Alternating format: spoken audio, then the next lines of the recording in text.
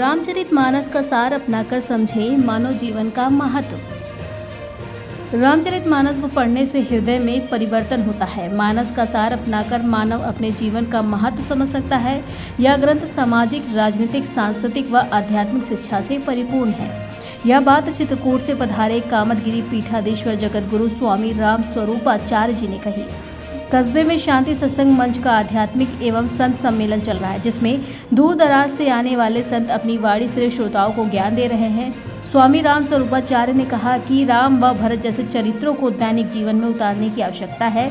भगवान ने वरिष्ठता के कारण मनुष्य को अधिक दिया है, पर हम अपनी क्षमताओं को पहचान नहीं पा रहे हैं। आज भारत जैसे महान राष्ट्र को भारतीय संस्कृति की उपासना की दिव्य आवश्यकता है। हनुमद्वार पीठाधीश्वर स्वामी धीरेन्द्राचार्य जी ने बताया कि राम कथा से चिंतन और आध्यात्मिक ऊर्जा का शरीर में प्रवाह होता है। सत्संग मानव जीवन की बड़ी आवश्यकता है। मानव जीवन में सात्विकता आए, उसके लिए राम कथा का सुनना और समझना बहुत जरूरी है। पारीक्षा पीठाधीश्वर महावीर दास जी ने अपने आध्यात्मिक प्रवचन में कहा कि किसी भी समाज, राष्ट्र और देश को सुखी बनाने के लिए चरित्र बहुत ही जरूरी है। आज समाज में चरित्र का हनन हो रहा है। भाई के प्रति भरत जैसे त्याग को भूलकर जानवरों की तरह व्यवहार कर रहे हैं। जबलपुर मध्य प्रदेश से आई पंडित आशा दुबे जी ने बताया कि अभिमान या अहंकार सबसे भयंकर दोष है। रावण ने तपस्या से ब्रह्मा और शिव भक्त होने पर भी सभी शक्तियां प्राप्त तो कर ली थी, लेकिन अहंकार के कारण उसके पूरे वंश का विनाश हो गया। इस मौके पर आयोजक प्रकाश चंद्र गुप्ता व डॉक्टर अशोक चंद्र गुप्ता आदि मौजूद रहे। राष्ट्र प्रस्तावना के लिए मल्लावा हरदोई से विपिन सोनी की रिपोर्ट। बोलो भाई, कोई इंजीनियर ऐसा पैदा हुआ है कि जो राम जी जहां रहते हैं वहां तक रास्ता बना के तैयार कर दे, या सीढ़ियां बना के तैयार कर दे, जहां श्री राम बैठे हैं, रहते हैं, वहां तक आप पहुंच जाओ। लेकिन गोस्वामी तुलसीदास जी महाराज ने रामचरितमानस की 7 सीढ़ियां आपको बना के दे दी है। इन्हीं का सहारा लेकर के आप राम तक पहुंच सकते हैं। बोलो भाई, 7 सीढ़ियां। यही महरुचिरा 7 सोपाना और रघुपति भगति केरी पंथाना। ये रामचरितमानस ही रास्ता है, रामचरितमानस ही सीढ़ियां हैं। इसलिए आप इनका सहारा लेकर के श्री राम तक पहुंच सकते हैं। बस करना क्या पड़ेगा? चरित्र का निर्माण करना पड़ेगा।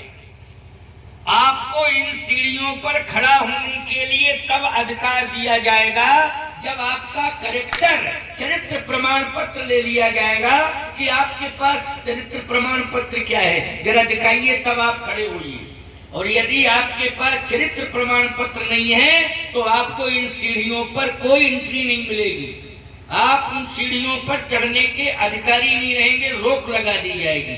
लेकिन चरित्र प्रमाण पत्र यदि आप दिखा देंगे तो तुरंत सीढ़ियों के दरवाजे खुल जाएंगे और कहा जाएगा चढ़ जाओ, श्री राम ऊपर की मंजिल पर बैठे हुए हैं। आप नहीं मिलेगी। मिथिला वैदेही का नगर है, अयोध्या शील का नगर है, और प्यारे वृंदावन भक्ति का नगर है, चित्रकूट प्रेम का नगर है। आप यदि अयोध्या गए तो आपको शीलता देखने को मिलेगी, लेकिन अनुराग नहीं मिलेगा। वृंदावन भक्ति का नगर है, चित्रकूट प्रेम का नगर है, तो आखिर में अनुराग कहाँ मिलेगा? बोले, ना ही मिथिला में मिलेगा, ना अयोध्या में मिलेगा, ना ही वृंदावन में मिलेगा, और ना ही चित्रकूट में मिलेगा। याद रखना, जिस समय आप प्रयाग की धरती पर प्रवेश करेंगे तो आपको अपने आप अनुराग हृदयस्थ हो जाएगा, क्योंकि प्रयाग के नगर को ही अनुराग का नगर कहा गया है। आप कहे प्रमाण क्या है? बोले, भरत तीसरे पहर कहे, अरे भरत तीसरे पहर कहे, अरे कीन प्रवेश प्रयाग, कहते राम सिए उमगे उमगे अनुराग। अगर आप प्रयाग में जाएंगे प्यारे तो अनुराग अपने आप आ जाएगा। एक व्यक्ति कथा सुन रहा था, अच्छा जैसे एक व्यक्ति खड़ा होगा तो पता नहीं पीछे से दूसरा व्यक्ति भी खड़ा हो गया, और हमने देखा कि जहां मैं कथा कह रहा था थोड़ी देर में पूरा पंडाल ही खाली हो गया। थोड़ी देर में पूरा पंडाल खाली हो गया। हमने कहा, भले आदमी कहाँ जा रहे हैं, जरा बैठो तो। अरे बोले, अनुराग को लेने जा रहे हैं। हमने कहा, कहाँ जाओगे?